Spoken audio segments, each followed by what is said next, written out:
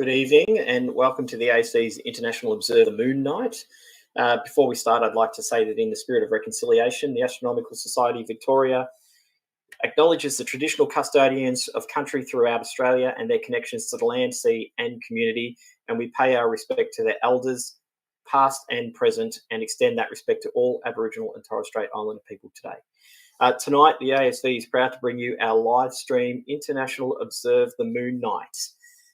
As always, if you're enjoying tonight's stream on Facebook, you can donate stars. If you're on YouTube, you can donate stickers.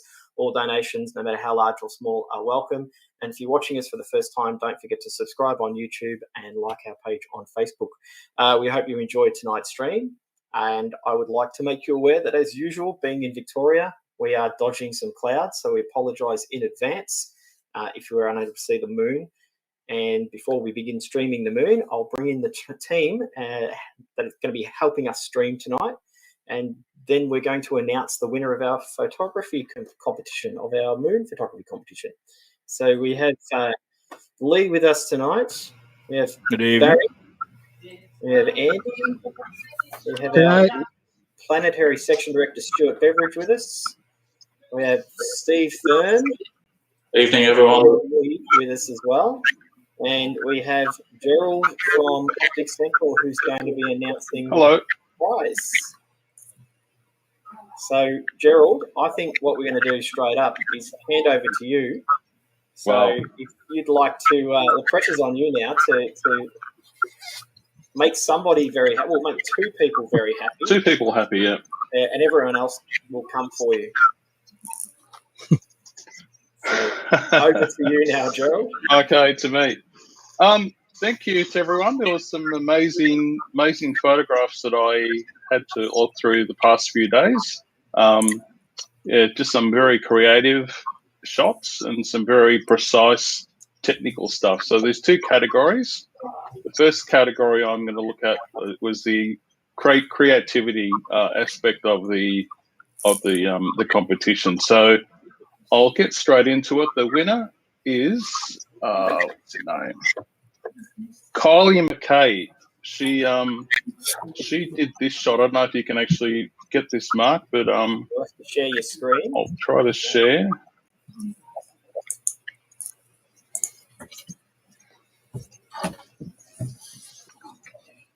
There we go.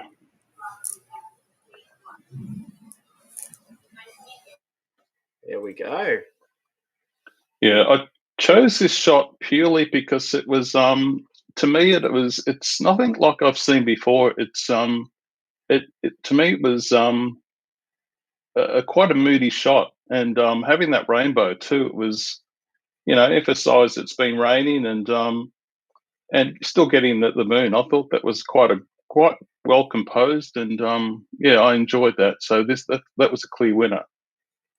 So this is for our membership. This is the 1 year membership. Yeah, that's right. This is for Kylie McKay. You could send us a message. We'll make an announcement as well on our Facebook page, and we'll organise and set up a membership for you in the coming days. So that's a 1 year membership to the Astronomical Society of Victoria. And who was the winner of the binoculars? The binoculars. Right. I'll share my screen again.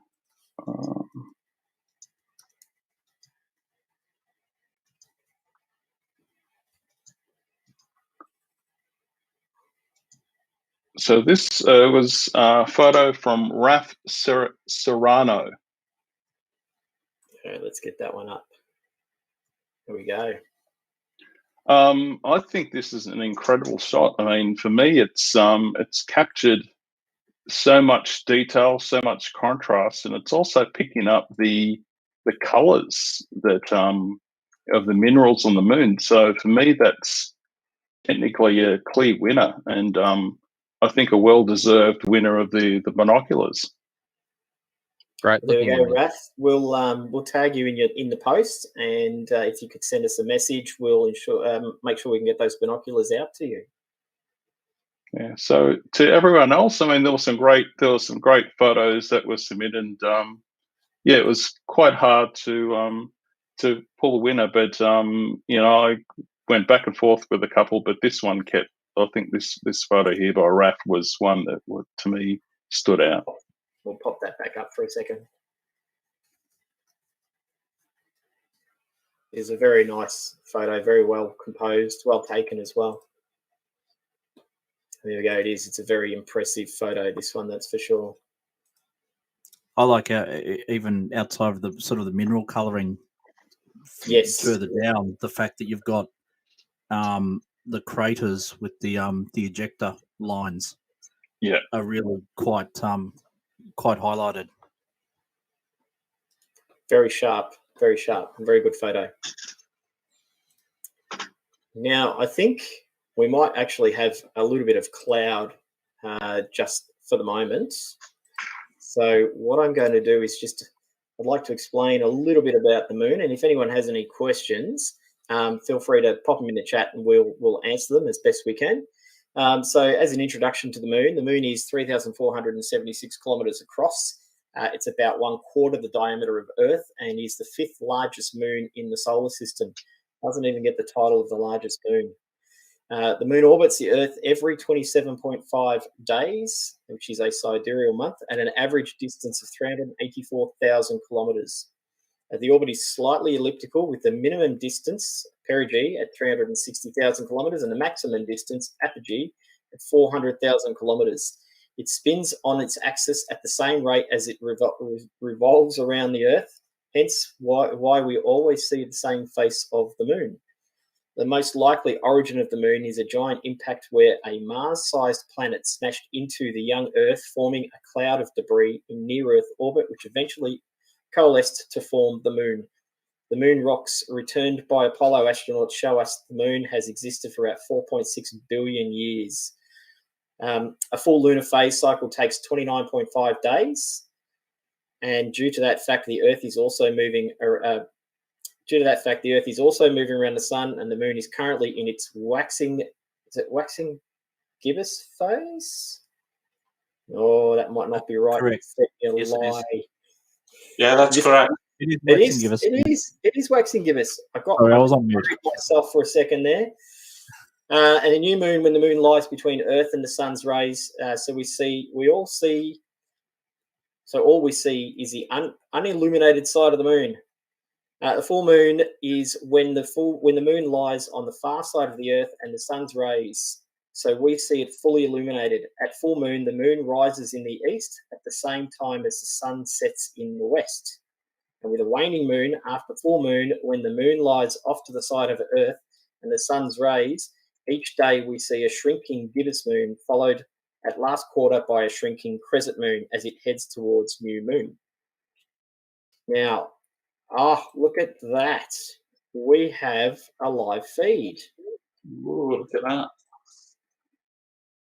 So this is from Andy's.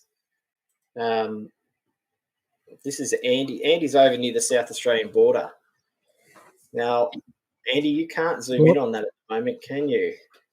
No, not at the moment. I've just got one camera in, but I'll get my other one in. I've got my guide scope. That's my guide scope. I can sort of zoom in on that, but it's not the clearest thing. But yeah, I'll get my other camera on in a minute. Yeah, it's in and out of cloud, of course, like normal. But she's gone straight behind now. We did mention to the viewers that we'd be battling cloud. So we were hoping to have a look at Copernicus, the crater Copernicus first up. So Steve, I might see if you want to have a chat about Copernicus, even though we can't quite see it at the moment. Well, what about instead of doing Copernicus, we could perhaps talk about the mare, the seas, which we can. So the dark patches. Yes, let's do that. Oh, actually, no, let's go there because Noel's got Copernicus. He's going to share his screen in a second for us, and you'll be able to jump into Copernicus. Oh, bear with us. Here he comes. Ah, there we go. There we go. Look at those ejecta rays. Right on cue. Wow. So the reason so Copernicus is one of the younger craters on the moon. It was formed in the Copernican period. So that period of crater development on the moon is named after Copernicus. So it's one of the younger craters. So they think it was formed around 900 million years ago. So about 1 billion years ago. So most of the crater activity on the moon predates Copernicus, which is happened 900 million years ago. That's a really good picture of it. You can see the mountain, two mountains in the center of Copernicus. So Copernicus is 93 kilometers across. And just to give you an idea of, so that's a sort of a horizontal scale idea, a little bit of sort of vertical scale. So the surface of the crater down in the middle is 3,750 meters below the rim. And the central mountains that you can see, the two there, are 1,000 meters high. They don't look it, do they? They look like just little pimples, but they're 1,000 meters high. So heading for sort of half the height of the highest mountains in Australia. I don't know if we can see as well. If you zoom out a little bit, can we see the keyhole-shaped crater? I get my teeth in. The keyhole-shaped crater. Oh, there it is. You can see it just below. Can you see? I don't know if you can point. That little keyhole crater is called Fauth, F-A-U-T-H. So those are really good images that we're getting.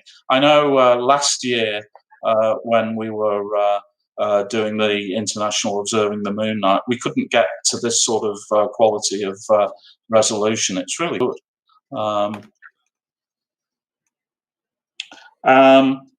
Apparently, another little fact about Copernicus. There was a picture taken by the Lunar Orbiter, Lunar Orbiter 2, in 1966, all those many moons ago, when I was, how old would I have been? 9. I was 9. And what it did was it took a picture at a sort of an oblique angle across Copernicus. And apparently it was regarded as being the picture of the century for the 20th century. So the Lunar 2 orbiter was flying at about 130 kilometers above the surface when it took the picture. I don't know if we've got. I might try and. I haven't got a picture of that, but I might try and fish one out, and we can show it in a little while. I might see, Barry, if you've got anything you'd like to add to the information about Copernicus that Steve's shared with us.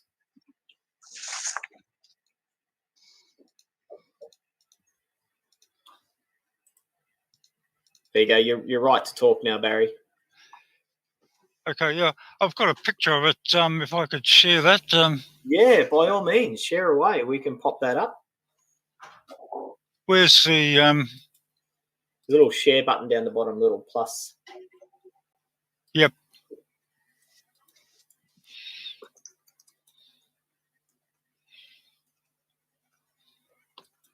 And while we've got that, while we're waiting for that to come up, Andy's got an image of the Apollo.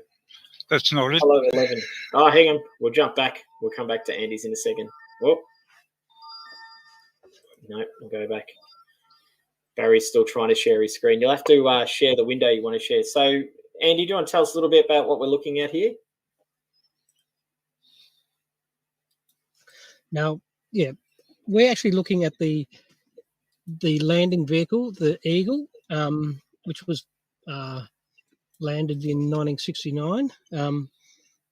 And that's the base of it. The top part of it has actually left and docked on. Now, this is not taken from Earth. It's taken from one of the orbiters which orbit the moon, and it's just a program anyone can download. But you can even see the footprints where they walked to the crater. I can't remember what crater this was called. They walked to the crater. They walked around here, but quite clearly you can see this. But these are taken probably 100 kilometres up, if that, probably even closer. So zoomed out, I will zoom out in the area where you can see in the Sea of Tranquility. Is it coming out a bit more? Right on the edge. So anyone can look at this. It's called Moon Trek. You just look for Moon Trek. It's a NASA, and it's a whole database of all their images they've taken, and you can do different layering. You can actually get gravity layers. Yeah, I love this. And it's also Mars as well, and the details you can get, but you can't see this from Earth. But anyway, it's a program you can play with sometime. You can see the brilliant details of craters. It just takes a while. I'm in my tent, so I'm not getting really good internet at the moment, so it'll take a while for these images to load, and they're pretty intensive. But you can, and I've searched everywhere, and I haven't found any crazy alien structures yet. So no alien structures yet. Hours on this, except for the bit which NASA won't show you. Haven't found any golf balls or hammers.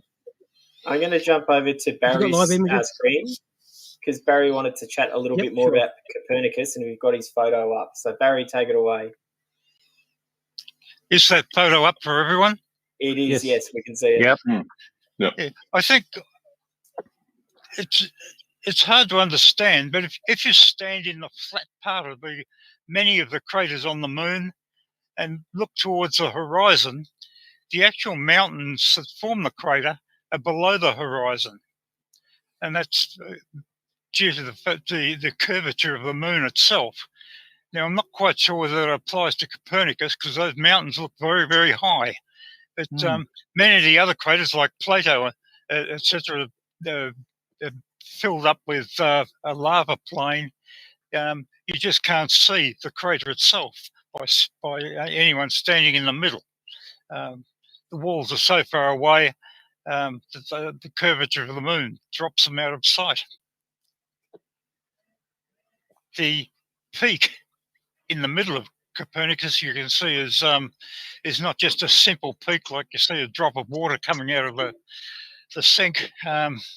It's a very complex central peak, and I guess it's an indication of the catastrophic collision. But I haven't got a lot more to add about Copernicus. It's probably in the top 5 most prominent features on the moon as far as craters go, and if it clears up, we'll be able to see it live. Hey Mark, Barry, I've found the picture of the century, which on the net, which I can kind of show. I think it kind of demonstrates what you were saying, Barry, which is that you can't really see just how high the edges of the crater are, even though obviously this picture of the century wasn't taken from the surface; it was taken from 130 kilometers up. So let me just see if I can find it. Those images before from, was it Andy? Yes. of the footprints and the lander. That was from the LRO, the Lunar Reconnaissance Orbiter of 2016, that took very high resolution images of the moon, and it was in an orbit that brought it down to 200 meters above the surface. Yeah, that's why. Yeah. That's why you can't see it from Earth. Yeah. I think pixel, even off the Hubble, 1 pixel is it's hundreds of meters. 1 pixel will not, the resolution won't pick up. I think it's easy, 100 square meters, 100 by 100 square meters minimum. So that's why it's blurry. That's why you won't pick anything up. Mark, I've shared that image. I don't know whether you can bring it up or not. There we go. So what I find amazing about this picture is that it was taken in 1966. So I can understand why it was seen as being the picture of the century at the time. Apparently, this is not the original. It's a sort of a one that's been worked on a little bit, but you can actually see the sort of bands, how the picture was put together as sort of bands of image that they've sort of stitched together. Amazing.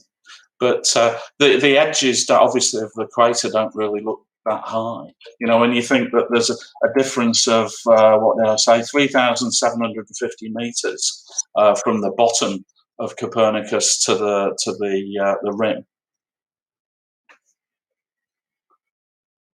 Truly amazing.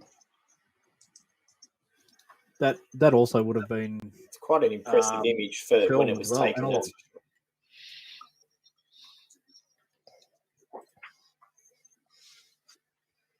Right, so we're jumping across now to, Tycho. There we go. I'm going to throw that one back to you again, Steve, to kick off on. Sure. So Tycho is just a mere baby of a crater in terms of its age. It's about 100 million years old. So Copernicus was, 900 million years old. Tycho is about 100 million years old. And I think what people will know about that, so it's a little bit smaller than Copernicus. It's, 85 kilometers across. But the thing that I think people, when they look up at the moon, you can, I think you can see this with the naked eye, as obviously with binoculars, is at full moon, you can really see all of the ejecta rays that come out from Tycho and spread about halfway across the surface of the moon in all directions. It's a really spectacular sight. It's one of the things, obviously when you're looking at the full moon, a lot of the detail is washed out, but what the brightness of the full moon does bring out is the ejecta rays of Tycho. It's really quite spectacular. It's, the floor of Tycho is about 5 kilometers below the rim, so it's actually a bit deeper than Copernicus. And that little pimple in the middle is actually 1,600 meters high. Yeah. Now, there is a question, and I'm not sure whether we're able to answer it. Nico's asking, how do they work out how old they are?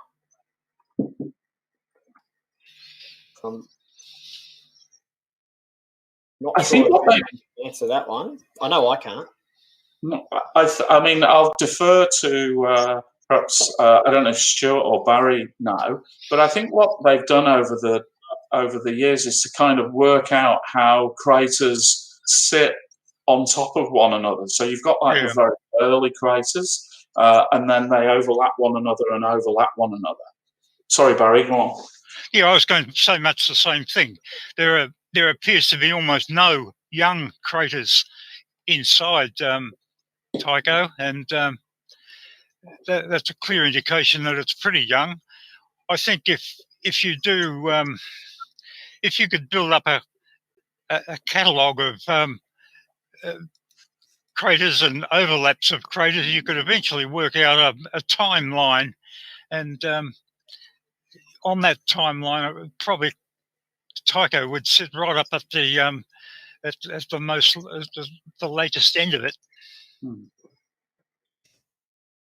So we do have another question as well, and this is probably the crater to look at to answer this one. Can we explain what ejecta rays are and what causes it? Oh, the ejecta rays are material that's been ejected from the collision in a almost horizontal direction by the sheer blast of the formation of the crater, and they travel at such high velocity with such high energy that they carve a little furrow across, well, a big furrow across the surface of the moon. And they're most evident. You can actually see them in that picture off to the right of Tycho.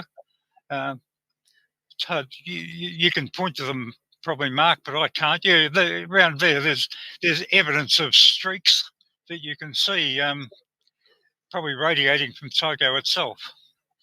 So, Noel, I'm just wondering if you're able to maybe turn the brightness up a little bit to see if that makes the ejecta appear a bit more prominently, or the gain exposure. Not sure if the tech. There we go. Oh, too much. About there, so you can really see them there now. You can really see those lines. Yeah, perfect. As opposed to what we've just been saying, below Tycho in that picture is the crater Clavius, and Clavius is thought to be the second largest crater on our side of the moon. But you can see inside it there's a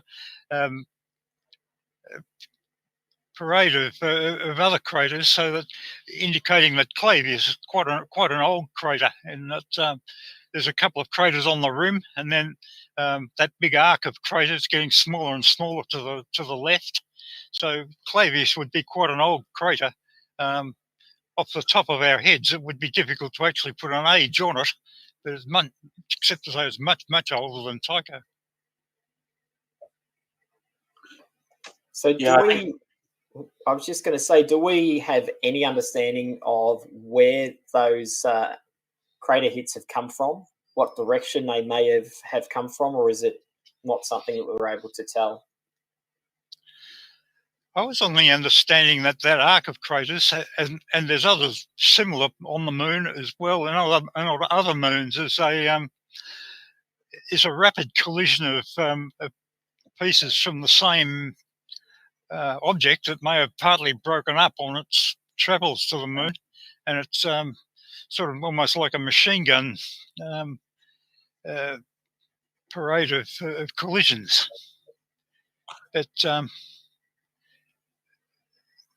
I think the good news for us living now is that there isn't as much stuff floating around the solar system as there would have been 100 million years ago, and so the number of we just don't really see new large craters forming on the moon now. It's really just very small objects. All the significant activity that formed these craters is really in past history, and obviously Tycho is about 100 million years ago. Most of the activity that created the early craters, the really big ones, the dark ones, the Mare, occurred about 4 billion years ago. So when the solar system was really just forming.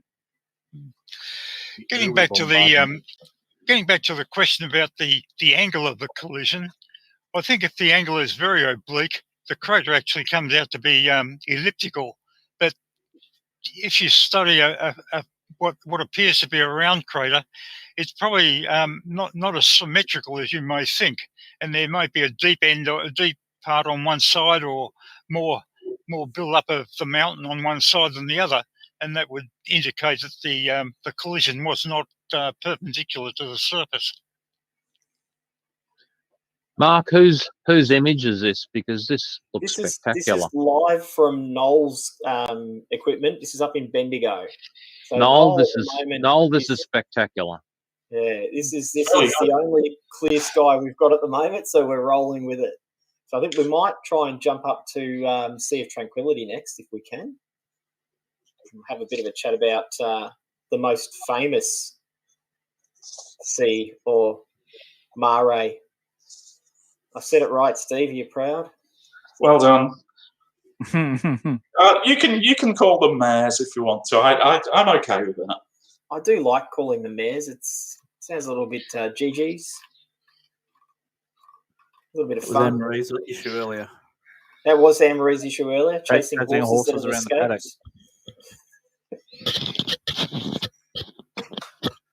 So there we go. We have astrophotographers with equipment all over Victoria. One of those being Anne-Marie, who's sort of out Castlemaine, Malden way, and instead of being able to set up her gear for tonight, she was chasing horses that had escaped their paddocks. So we have all kinds of issues when we go for live streaming. And there you go, Noel. Margie says, thanks for sharing, Noel. Fantastic view.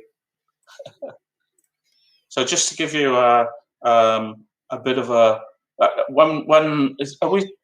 we're on Knowles, aren't we? Are we on Knowles? We are, yes. So the Mare Tranquillitatis is the large sea, just sort of left of centre in the image there. The mare that's above it is the Sea of Serenity, Mare Serenitatis, and the virtually round mare just over to the on the right of the image there is Mare Crisium. So that just for those that sort of don't know what the mare are, as I said earlier on, they're very, very old impact basin craters that go back about between 3 and 4.3 billion years. That's when all of the mares were formed. And very early days with the moon, when it was still quite a sort of volatile, molten sort of object. So what happened was that a large meteor would have impacted and formed that huge great crater, which then almost immediately flooded with molten lava, a basaltic lava. That's why it has a sort of a dark colour. If you think of the rock basalt here on Earth, it's almost black, sort of dark grey colour, and it's the same sort of thing on the moon. Interesting thing as well is that it was very fluid, so it had the viscosity of motor oil. So it was able to flow very, very rapidly to fill the crater. And so a lot of the sort of the detail inside the crater was lost with this sort of flow of lava across. Of course, the Mare Tranquillitatis, the Sea of Tranquility, is probably most famous as being the place where man stepped foot on the moon for the first time with Apollo 11. And in this image, the area of the Sea of Tranquility where they landed is in the sort of the lower left part of the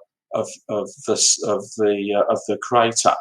I don't know whether you can sort of point out, Noel, where that is in that sort of lower left. Not into that little bottom bit that sort of goes away, just up a little bit higher. Where the bright dot is, that's a great way of describing it. Can we see where the lunar lander landed? Well, I'm just getting in early. We do have a question about the lava flows. Did the lava flow from inside the moon or from an impact object? So was the moon volcanic when that lava flow occurred, or was it from something else? So it's from the inside of the moon, as you put it there. So I would have anticipated that the actual meteor itself, a lot of the meteor would have sort of exploded away in the ejecta rays, like we have with the young craters like Tycho. But if you look at the scale of the Sea of Tranquility, it must have been a very, very violent episode, and you wouldn't have wanted to be very close to it. I think I might have a question for Barry from one of our viewers. Raf, who is our binocular winner. Congratulations, Raf. Glad to have you on the stream. How come there are circular craters on the side of the moon facing Earth? Shouldn't Earth block any objects coming that way? Well, I think for a start, something hitting the moon wouldn't come straight in. It would come in a curved trajectory. It would have been influenced by the moon's gravity itself as it got close. So also something coming from the direction of the Earth may, in fact, the Earth's gravity may in fact focus the object into hitting the moon. I think from a collision point of view, the Earth would represent quite a small impedance to the flow of these objects. So I don't think it would make a lot of difference. There we go. Hopefully that answers your question, Raf. Stuart, do you have anything to add about the Sea of Tranquility there? Anything to do with the Apollo missions, perhaps? No, just going on what Barry said. I don't think the Earth would have impeded any objects coming in, but the moon at the moment is locked into its it's locked into its orbital rotational view, where we only see the one side, but it might not have necessarily always been that way until it reached the synchronous orbit that it is today.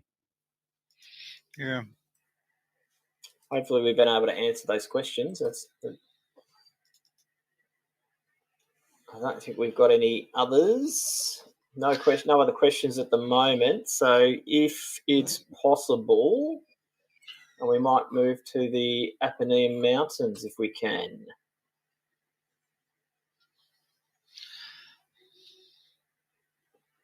No pressure, Noel. No pressure at all. I know Anne-Marie's got her scope up and running as well now. I might just jump across to Anne-Marie's quickly while we're... Mark, if you want to go and share my screen again. I've got a very famous picture from Apollo 11. Is that the one that was taken in Hollywood by Stanley Kubrick? It certainly was. Yeah. Yes, I don't know if you can share that one up. I have already. In a Hollywood basement. Okay, Yeah. So this is a picture of Buzz Aldrin. So it's not Neil Armstrong. Well, it's actually both of them, because what's really, other than the fact that it's a really great sharp picture, what you can see in Buzz Aldrin's visor, you can actually see a reflection of Neil Armstrong in the middle, and also the Eagle, the lunar lander, reflected in the visor of Buzz Aldrin's spacesuit. It's just an amazing picture. It also proved once and for all that the Mare Tranquillitatis was not a sea. So they are not paddling in water. They are jumping around in the regolith on the surface of the moon. We'll jump back across to Anne-Marie's quickly here. So I'm trying to work out where we are on there with that. I think we're still near. We're near Serenity and Tranquility. I believe. Looks to me like that's where we are. So the Apennine Mountains are top right.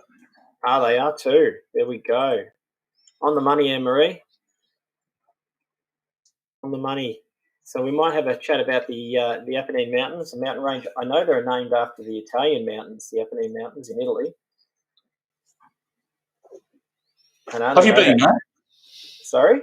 Have you been to the Apennine? No. Oh, up Emery. Oh, yeah, there we go. Bang on the money. No, I haven't. I'd love to, though. I really would love to. They're quite beautiful, these ones. I'd like to go to these ones as well one day if we could.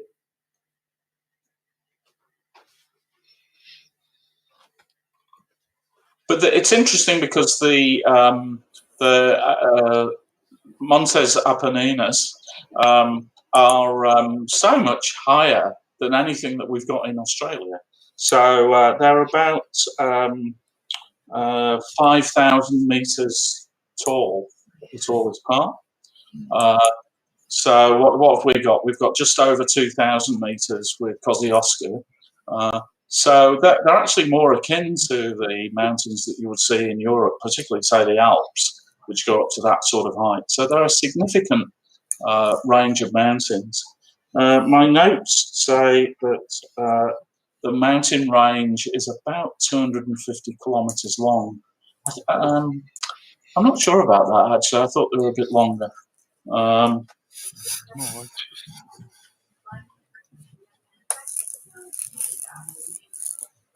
Well, while you confirm that, I'm not sure. I'm hoping Amber might be able to, or somebody might be able to. Justin wants to know what scale are we looking at here? How many kilometres across the screen? So if the mountains are meant to be about 250 kilometres, they're taking up probably almost half of that view there on the left-hand side. That would make the width of that screen there, close to 600 kilometres across?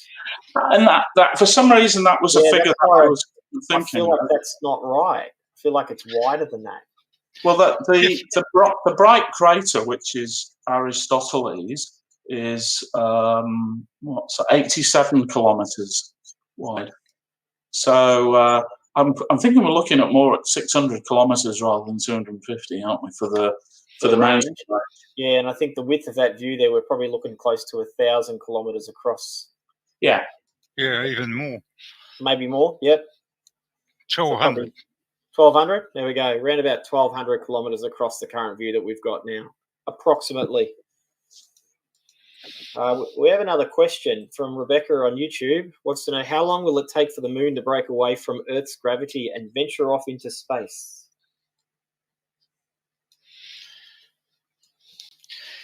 Yeah, the dynamics of celestial objects is incredibly complicated, and a simple answer is that it may never do so. It may actually collide with the Earth rather than disappear.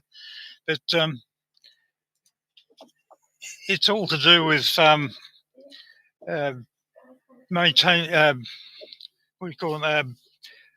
maintenance of momentum and kinetic energy and the rest of it. At the moment, the moon is actually slightly moving away, is it? Or have I got that right? Yeah. Something like 3 centimetres a year or something. Yeah, 2 or 3 centimetres a year, that's right. But it doesn't mean that it will do that forever. And there are also perturbations from other planets in the solar system that have an influence on the movement of the Earth, of the moon around the Earth, and to predict its actual motion millions or even billions of years down the track is incredibly complicated. But it may never break away from the Earth. Well, I kind of hope not, because I love getting out and imaging it. It's great fun. Here's another one. Not sure we can answer this one, but we'll give it a go. Hi all, is there still much research happening with respect to the moon, and could you share any upcoming projects, missions planned, if any? I believe there was one announced today to do with Australian Space Research and NASA. Something along those lines. There's a moon buggy that was announced today from Australia that's going to be, I don't know too much about it, but in cohorts with NASA, there's a new moon little buggy that's going to go up to the moon, but I'm not sure exactly when. I'd have to go back and reread the article. So yeah, that's about the only one that I know. I know China's got some stuff happening up there. Not exactly sure on the details. It's something in the order of 2026 for the Australian. Yeah, Australian rover. Yeah, that's correct. Yeah. For those who are interested in their Apollo facts, Apollo 15 landed in fairly close to the Apennine Mountains. So in this image that we've got here, you can see where there's a sort of towards the sort of top end, there's a sort of gap between the mountains. So on the top side, that gap just down, sort of near where that small bright crater is. But closer to the mountains, that's where Apollo 15 landed, near to the Hadley Rill. So another excellent image of the moon. It's really good, isn't it? So we got the guy saying India are also sending up Chandrayaan to the moon. So there's quite a lot of things happening coming up on the moon, that's for sure. You know, earlier on we were, I think you said, Mark, that the moon is about 4.5 billion years old. So it's orbiting the Earth. I think you said something like that. Something like that. When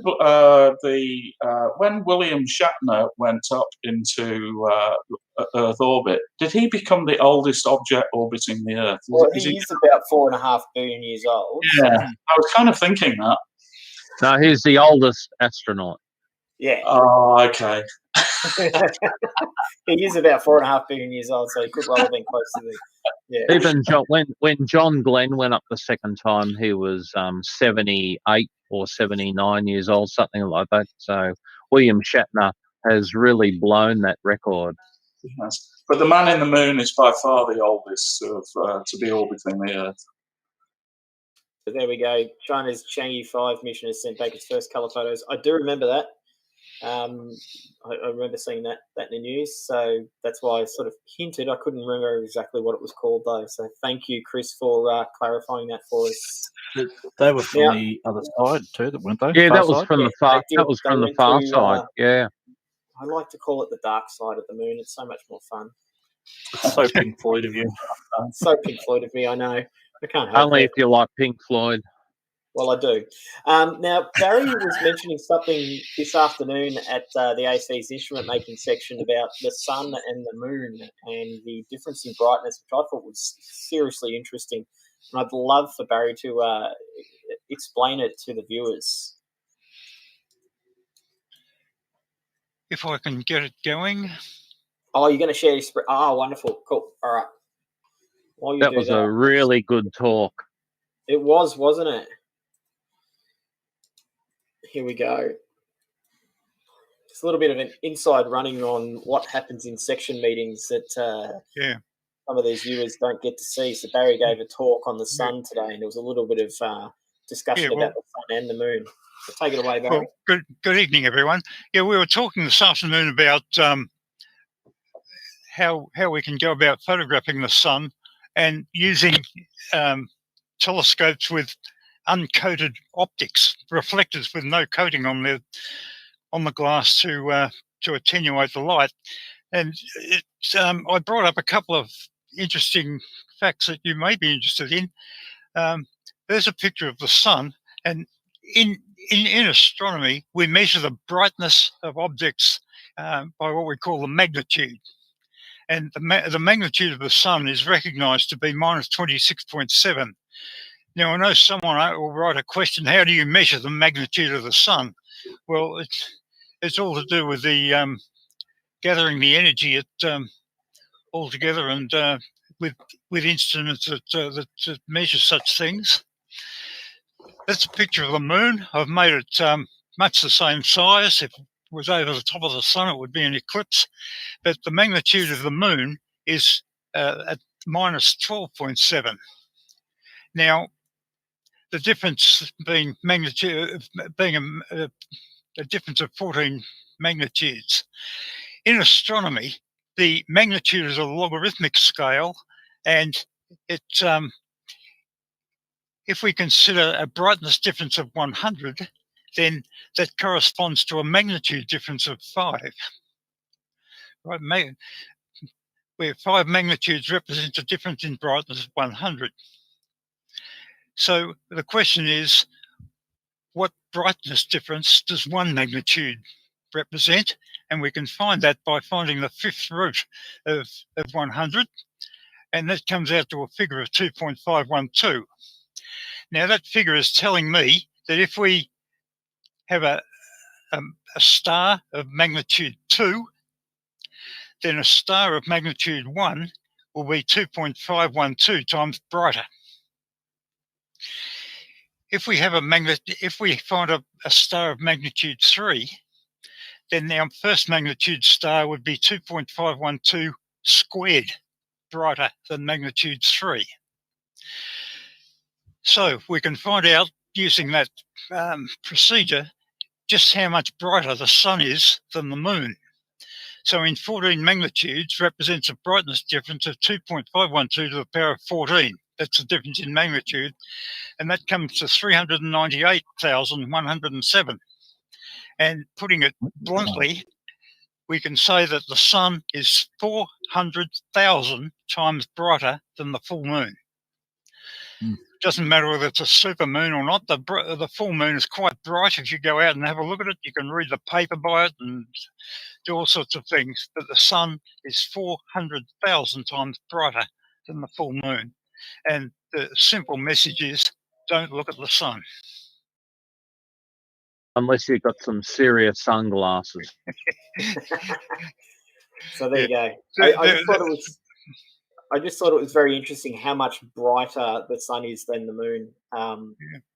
Considering how bright the moon can be to look at through an eyepiece of a telescope when it's a full moon, it is quite bright, and it's quite like you lose your night vision very quickly looking at the moon, a full moon, or any even like a quarter moon. It's very bright on the eye, and then to see that the sun is that much brighter. I think the problem is that people know that we can actually look at the sun with very special equipment, and the warning is that the equipment, it really is very special, and that you shouldn't try and preempt what you can do without some very good advice on what you can do and what you can't do, and the consequence is that you'll have some very, very serious eye damage if you I know this night is not about looking at the sun. Perhaps one day we can have a session on looking at the sun, but we most definitely can. Yeah, but just sufficient for tonight to say it is incredibly dangerous. Don't look at the sun. The sun is 400,000 times brighter than the full moon. Yeah. And I think the other thing that explains barriers, it gives a good representation of why the moon is so bright when it's a full moon. Yeah, because it's got that much. Impressive. Yeah. So thank you for those stats. So we're going to have a quick look at Anne-Marie's full moon there. Oh no, she's zoomed back in on the other one. Right, there we go. So I say full moon, but a full view of the moon, while Noel skips across to Mare, what they say was I'll let him know, Mare Frigoris and Imbrium. So this is a nice view of what you would see outside right now if there were no clouds. And if you're in Bendigo or out near where Anne-Marie is, this is what you'd be seeing. If you're in Melbourne, according to Lee, in Ringwood, you'd see nothing but cloud, which he's very grumpy about. Yep. Every time we do a live stream, it's cloudy in Ringwood. It's almost like it's trying to tell him something. Someone keeps buying gear. It's got to be that, at least. It has to be. Only in East Ringwood. East Ringwood, yeah. Well, is it cloudy where you are, Stu? You're only a stone's throw from me. Probably. Yeah, so. I've actually watched the forms over the top of us. Anne-Marie's actually got Mare Frigoris and Imbrium, the area that I was talking about, up at the moment, so we'll jump over to there. I think it's the area. I'm not sure. I'm just looking at Knowles off the side there, and it's probably. So Imbrius is the larger, the larger So not one. quite the right area. I think more. Isn't it over there? We'll jump across to Knowles and then we'll see. That's it. Okay. There we go. So Knowles got it. It's got that lovely crater stuck in between the two of them. Yeah. Towards the South Pole. Yes. So, Steve, you'd like to take it away? Floor is yours again. I'm not sure I've got very much detail on any of this. I don't know if anyone else wants to chip in. I'm just trying to work out where we are actually. So what's the? That's Plato in the middle. Plato and down to the lower right is the Alpine Valley. Take it away, Barry. If you've got any other stats you can add into that, that'd be great.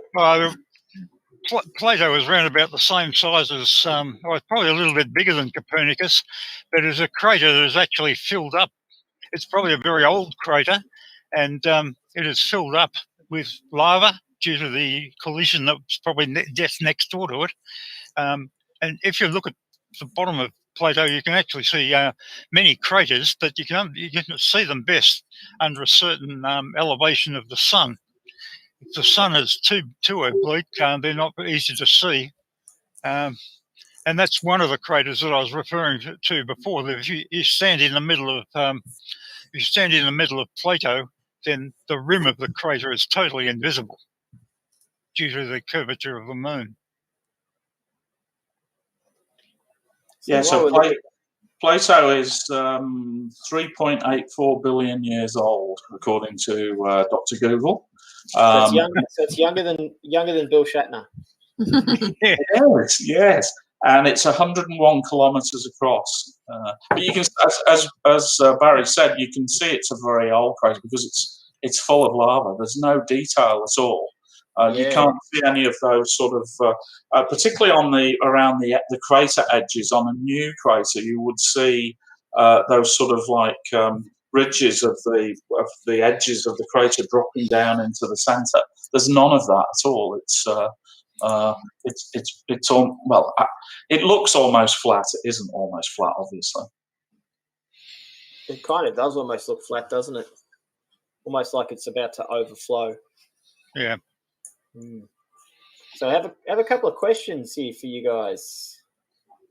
Bob wants to know, if humans start using the moon as a base to launch rockets, will this slightly change the orbit distance? If so, is it anything to worry about? I'd be a bit concerned if we're putting rockets on the moon to start with, but hypothetically speaking, would it cause an issue with the orbit of the moon? I think in a word, no. No, there we go. No, the moon's a good place to launch rockets from because the gravity is only 1/6 of the Earth, and therefore it only requires a lot less energy and a lot less fuel. I remember the pictures that they showed of some of the Apollo missions. I think it was the later ones, of just how, when they push the go button to come back home, just how quickly the top part of the lander actually escapes. So there was an interesting one that I'd like to answer by Raf. He wanted to know, are there any plans for moon base? Raf, it's not a moon base, it's a space station. Sorry, a little bit of Star Wars in there. But there's one for the photographers out there. Chris wants to know, is it true that to take a simple photo of the moon, you set exposure for bright day photo on Earth, ISO 100, 1/60th of a second, f8? Pretty much. Pretty much? Bang on the money? Close. Close. What would you do, Anne-Marie? Something similar. That doesn't. Something similar. What would you have the settings at? You could start there, and then you would just change. If it's too dark, move your ISO up a bit. At 1/160th, you're going to get a bit of camera shake though, so a tripod would be good. Yeah, I'd probably actually even make it about 125, 1/25. rather than 1/60th. But you just play with them. F8 sounds about right. Yep. Well, there we go, Chris. Test it out and start with that. And start with that and throw some of your examples on our Facebook page or send them to us in a message, and we'll let you know how we think you've gone. Certainly could come down to the lens and the camera being used as well. So I'm just trying to see, we've got a couple other questions here. Nico, Plato doesn't have any smaller craters, so given the aging technique discussed before, it would be young rather than old. And I think we were saying that it's actually... Hang on, there are small craters in the bottom of Plato, but the big craters like Clavius, they've all been filled in with this lava. Yeah, so this one's an old it's possible crater. that it was a very, very old crater, and a lot of the detail of it, of the original Plato, has been filled up with this lava lake. And then on top of that, there are small craters that you can see. As it is now, you can actually see craters on the surface of Plato. Yeah, I've got a very detailed picture of Plato, and you can see there are a number of small craters across the lake. But it is an interesting one. I mean, it's Plato being a very old crater, 3.84 billion years. It seems to have done remarkably well to escape being impacted by newer meteors coming in, and as has happened with a lot of the other craters, particularly the older ones. So it seems to have escaped all of that. Yeah, I've got an image of it with lots of little craters in it as well. So Chris is coming back to the photography. So I'm assuming he's got a phone that he wants to use and do that with. So that would be my area of expertise. And it's almost the same as what Anne-Marie said. That would be close to where I would start with. But I use a tripod when I take my photos of the moon with my phone, and I use a little Bluetooth clicker, so I don't have to worry about the shake that Anne-Marie was talking about if you're holding it. But yeah, it's a matter of suck it and see. Give it a go. Change the settings. Kick the ISO up, drop it down, change settings, lengths of exposure. I know when I'm using my telescope and I've got the phone attached to it, I drop the ISO right down to 50 because otherwise it comes out sometimes far too white. So it's a testing. Just test. Just keep trying different settings, and with phones are very different to digital SLRs, that's for sure. And every phone is different in how it has to be set up as well. Hopefully that was. Here we go, Nico. Are we looking at the moon right now in these images? Yes, this is live. This is actually the moon as it is being seen tonight, all the way from Cozy Bendigo. About 3 seconds old. About 3 seconds old. And why is it 3 seconds old, Stuart? Because that's the time it takes for the speed of light to reach the Earth. There we go. So we're looking back in time at the moon by 3 seconds. It's pretty cool when you think about it. I think it's 3 seconds.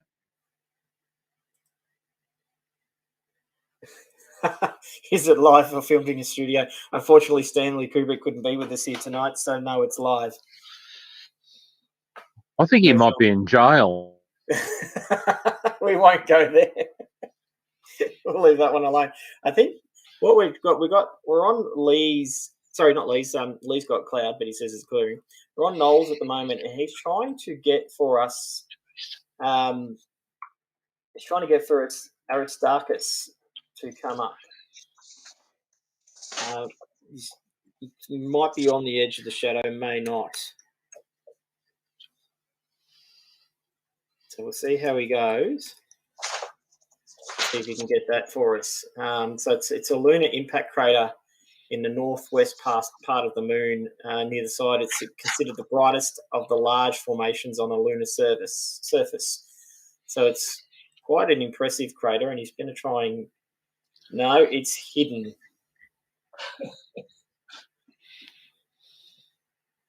So he's not going to be able to get it, unfortunately. Oh, we're getting questions all over the shop about lunar landers, or has a decision been made as to where the next landing on the moon will be?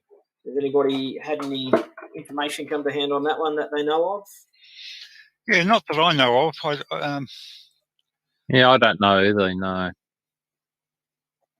Go jump back over. So I don't know either. I haven't heard anything. Unfortunately, there's so many things happening at the moment. It's very hard to keep up with everything that's going on. That's for sure. So where they need to land if they're going to stay there for any time is they need to have water. So water can be broken up, as most people know, it's H2O, into oxygen and hydrogen. And if you land there and you can extract the water, that means you don't have to carry it, because water is very heavy to transport with a spacecraft, so it uses a lot of fuel. So if you can land somewhere and you know there's water there, you can use the water to drink, and then you can also make rocket fuel and oxygen. So hang on, we're going to jump across the good news is that, sorry, Barry, go for it. You go. I was just going to say the good news is that there's thought to be water in the bottom of craters very close to the poles of the moon. But the bad news is that getting astronauts in what is almost a polar orbit is not easy. It's a bit like Juno going around Jupiter. It was a very complicated series of rocket blasts to get into a polar orbit. So landing astronauts near the poles of the moon will not be easy. No, that's right. We have another question. Can we also explain a bit about the moon's atmosphere, please? Or lack thereof? Yeah, I think it's almost non-existent. Almost. So when you say almost, is there any atmosphere on the moon at all? I've not seen anything written much about an atmosphere. I know that Mercury is said to have no atmosphere, but then it's been calculated to have an atmosphere of about a centimetre high, which is almost ridiculous. But I don't think that if there is an atmosphere, Barry, I think it's so thin that all the astronauts' footprints are expected to last for millions of years. Yeah. So just going back to the next landing on the moon, Lee, you've got some information on that you'd like to share. Yeah, it was just hang on, am I unmuted this time? Yes, I am, because I was muted when you were answering that. It's the next landing site's actually, it's been chosen by NASA for the Viper mission, which is searching for fuel or fuel components, because effectively that's where water will be, and that's the region. It's a mountainous region near the Nobel Crater, and that'll be going in 2023. And there's been various probes over the moon, and they purposely crash them into craters, and then they look using telescopes and other instruments to see if they can see hydrogen rising after the crash, and that helps them determine whether there's water there or not. Correct. Yeah, so that's effectively what they'll be doing. That's a very interesting apparently Apollo 17 did some experiments to examine the atmosphere, and there are sort of whiffs of mainly neon, helium, and hydrogen. But it is whiffs. It's not a real atmosphere, if you like. It's a pretend atmosphere. Now we've got a question. Michelle wants to know. I'm going to see if we can get that up. There we go. What is the dark grey line at the bottom right of the moon? Now, if it's what I think she's talking about, which is the sort of... It's one of the Mare Frigoris. Yeah, and that is, Mare Frigoris. We were zoomed up on there earlier with Noel's, when Noel had zoomed in. So that's Mare Frigoris, which we were having a close look at before, and I've I've got Noel's got a lovely little crater up for us at the moment. There it is, which is the Landsberg Crater, which is not far from. Actually, there's two craters you can see in there. One's Reinhold, and the other one is Landsberg. And Landsberg is a lunar impact crater, and it has a high rim and a central mountain, and the terraces along the inner walls and the tops have slumped to produce sharp edges. Now, Barry, did you have any information about Landsberg or Reinhold that you'd like to share, or? Not immediately. I'd have to look them up. Google yourself. Nothing off the top of my head. Nothing off the top of your head? No. But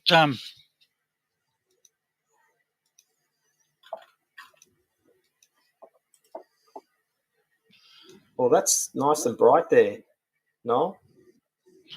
That's on the edge of Mare Crisium, is it, or no? It is, yes, yes. We have another question about the moon's atmosphere. Is the solar wind a wind that could blow dust around on the moon?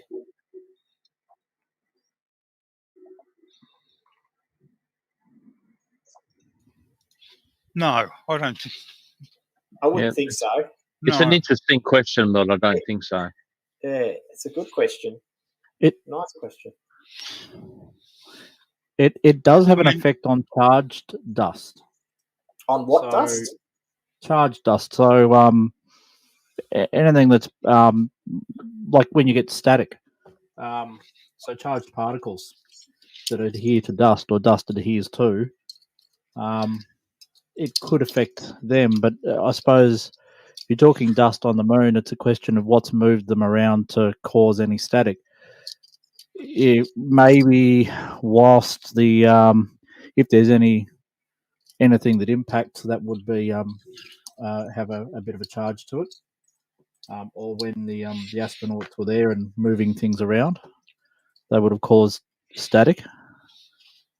But I think ordinarily not that much, and probably to insignificant portions. Hopefully that answers the question. And the Earth is protected from solar wind by our Van Allen belts because of our magnetic core. Mark? Yes. I have a small item of interest that the viewers may like to research themselves. Share away. Well, it's concerning what we call the full moon. Now, the full moon as we know it, if we could go a long way north or south of the Earth, is when the sun and the Earth and the moon lie in a straight line. And the next full moon, that of course is an instant in time. The next full moon is October the 21st at 1 hour, 57 minutes, 39 seconds. And that's when the lineup is straight, to put it in those terms. But there is another full moon that when the moon is full, of course, unless it's a total eclipse, it still shows a phase either north or south of on the limb. And a second full moon, which is very rarely referred to, is when the moon is maximum illumination. And that occurs probably at a slightly different time to what we commonly call a full moon. Now, there's a third one that may interest some people. We work out the date of Easter as being the first Sunday after the first full moon after the vernal equinox, or our autumnal equinox. But it's not the full moon as we know it. It's called the ecclesiastic full moon. And it's a full moon based on religious periods dating back hundreds of years. And as it turns out, I think it was in the 70s, it actually made a difference. It kicked the moon over 1 month from what we would have called our own astronomical full moon. Using the ecclesiastic full moon, Easter was made a month later. So if people would like to research what the ecclesiastic full moon is, that would be an item of interest. Well, there we go. Bit of homework for our viewers. Go and do some research on what an ecclesiastic full moon is and come and report back to us. It probably won't make a difference for another couple of thousand years, but in the 1970s, Easter was actually made a month later because of the ecclesiastic full moon. I think what we might do, Barry, is if anybody wants to go and research that and send us in their thoughts on it, I'll copy and paste them and send them over to you for grading. Yeah. You can grade them. Yeah, right. I'll set an exam on it. Here we go. Set an exam on it. Do your research. Barry's going to set an exam on it. Now we have What are the? Sorry, what's the image What's the image we're looking at the moment, Mark? That's Knowles. Knowles, yeah.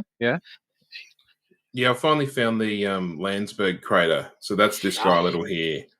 Oh, okay. Yeah, the little one right towards Yeah, they're pretty close to Copernicus. yeah. Is this using, Noel, is this using your 180mm Mac? It is, yep. Well spotted. Excellent stuff. Beautiful and sharp, isn't it? Very sharp. Now, interesting question has just been posed. I find it amazing how the moon is transparent. During the day, you see blue sky right through it and around it, and during the night, dark sky. Now, there is a reason that it looks like that, isn't there? That it looks like you can see through the moon. And I always talk about when you take a photo of the moon during the day, it kind of looks blue and not as bright. And you can actually take images, Mark, of Venus and Jupiter during the day as well. But during the day, yeah. What he's trying to ask is, why does the moon look blue or almost look transparent during the day but not at night? So what causes that? And I would say it's the fact that it's daytime, obviously in the sun. I think it's atmospheric scatter. Atmospheric dispersion. I think it's scatter because during the day the atmosphere scatters more blue light, and so therefore it makes the moon look a bit transparent, but it really probably isn't. Yeah. So I've taken photos of the moon in the late afternoon when it's looking that blue colour, and when you process them and sharpen everything up, it just looks like a nighttime moon. So yeah, it's not that it's transparent at all. And you can actually see Venus during the day if you know exactly where to look. Well, you can see Jupiter and Saturn as well. Yeah, with a telescope. But with a telescope, yes. From just naked eye, not only can you see the moon, but you can see Venus. Not easy, but you can.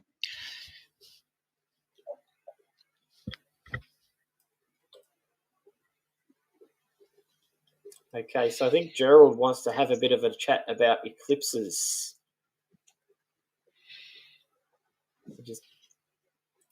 Lunar eclipses or solar eclipses? Well, that's up to Gerald. He's hiding in the back end of the stream. No, I was thinking maybe we should talk about eclipses because you can actually get, it's quite a spectacle to watch the moon go from something that's quite narrow to something that's quite amazing, nice and red. So, do any of you guys have any of your eclipse photos handy that we could share with the viewers and have a chat about it? Yeah, I've got some, but they're not exactly handy. Give me a couple of minutes and I'll. Yeah, same. Anne-Marie's got one sitting on her desktop, so we'll just pop that one up to start with. Anne-Marie, do you want to tell us a little bit about how you took this image of and what eclipse it was? This was the moon eclipse. I can't remember when it was. It was earlier this year. I just took a whole heap of shots, and this is just one that I happened to like, just right at the very end before it was total. So yeah, it's just on my desktop because I liked it. So When a Stuart, lot of us were at Caulfield. we were at Caulfield, yes, and we actually had some Yeah. great viewing that night. Just before 26th of lockdown May. 5.0 started. Yeah, March. Yeah. It was the day May. before. I've got a sad dad joke. Yeah. How does the man on the moon cut his hair? Eclipse it. Oh, eclipse it. Oh, Oh no! wow. That's a granddad joke, that is. That's almost worse than most of mine. Stuart, would you like to explain a little bit about the two different types of eclipses that we've mentioned, solar and lunar? Yeah. So in the evening, when we have lunar eclipses, which is almost yearly, is when the Earth passes between the sun and the moon, and very slowly you see the edge of the Earth move across the moon until it's totally blocked, and then the moon turns red because it gets the reflection of the off the Earth back onto the moon, and it's mostly in the red wavelengths. And so it looks quite red, and until it then starts to go back over the other side out of eclipse. And then a solar eclipse is when the moon moves between, comes around and blocks the sun. Hang on, I've just got to try and think here. It Yeah, you're right. the Earth, blocks the sun from. The moon moves across and slowly blocks the sunlight. Yep. the sunlight, and until we get that 1 to 2 minutes total eclipse of the sun, and until it comes back out again. So that happens during the day, but a lunar eclipse happens in the evening or at night. At night. Am I right in thinking that we've got before the end of the year, we've got a lunar eclipse, or a sort of partial lunar eclipse, and a partial solar eclipse coming up? Anyone know? I think I was reading something in Sky and Telescope. I'm sure it's before the end of the year. I've got a feeling it's a very low horizon one. Yeah, that's right. I think the if I remember the article, it said that it's because there's a full solar eclipse which will be observed by many million penguins in Antarctica. I think that's what the article said, and we get a partial eclipse here in. I'm wondering if they'll have their telescope gear set up down there. So it said many millions of penguins and a few hundred people. So that's the people based at the Antarctic stations. Now we've got a video here from Caulfield from when we did our live stream of Caulfield. This is live video that we captured on the night, that Lee captured on the night for us, and he's going to try and speed it up to show the eclipse.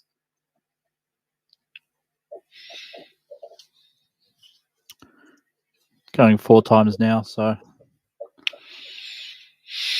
Still moving very slow. no, we might go faster. That did sort of take an hour to occur. Where are we speed? Hang on. There we go, 8 times. There we go.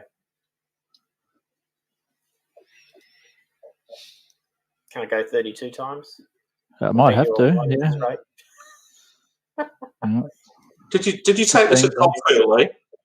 Yeah, this was Caulfield. This was actually using a HD, a 4K broadcast camera I use for videoing football. This is the one that we had streamed on Facebook and YouTube. This is the footage that we were using.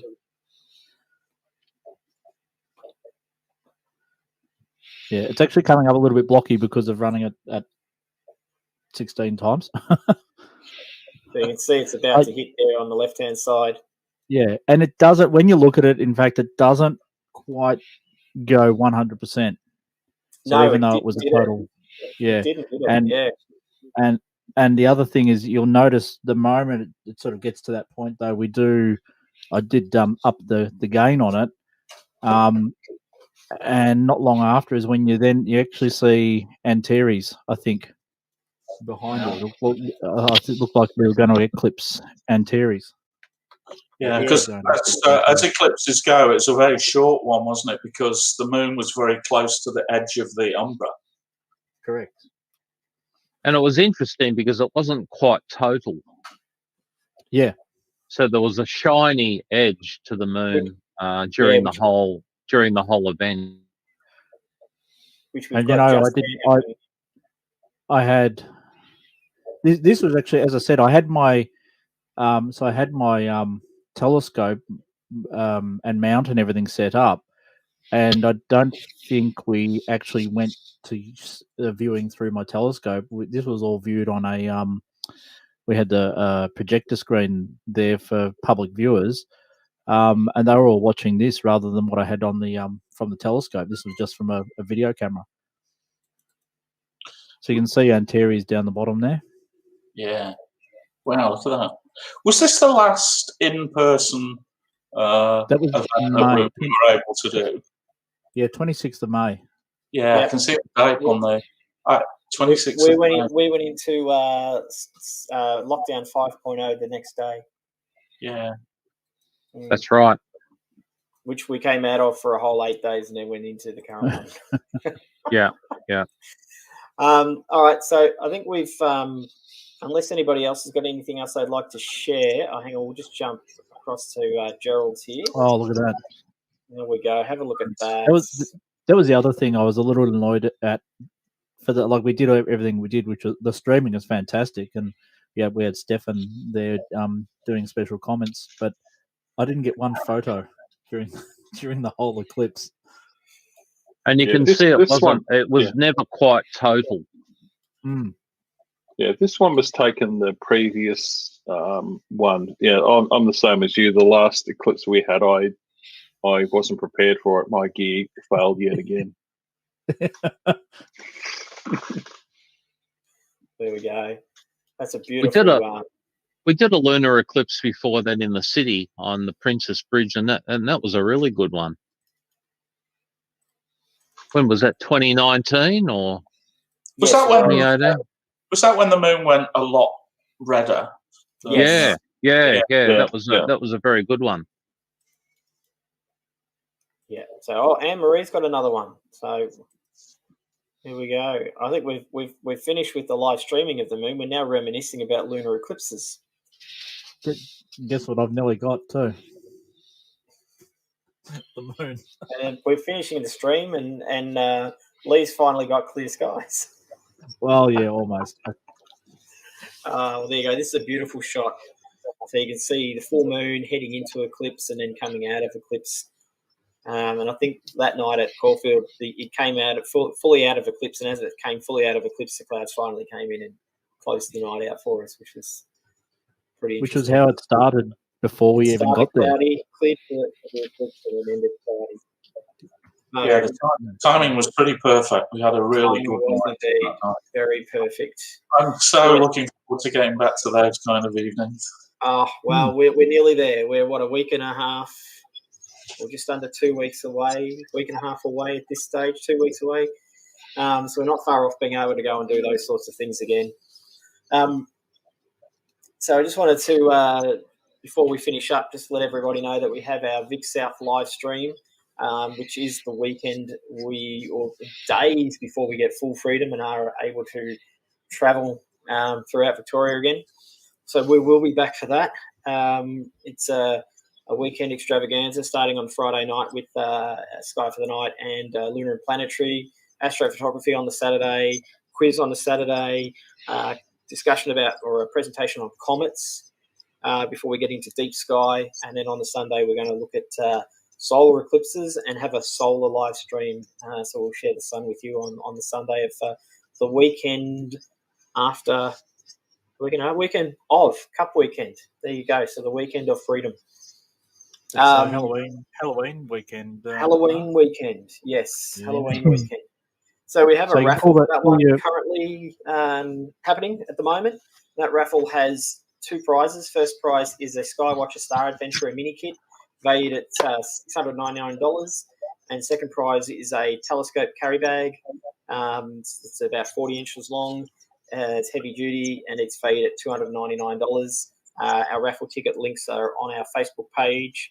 If you'd like to grab a raffle ticket, all the money goes to our Pathways to the Planet project,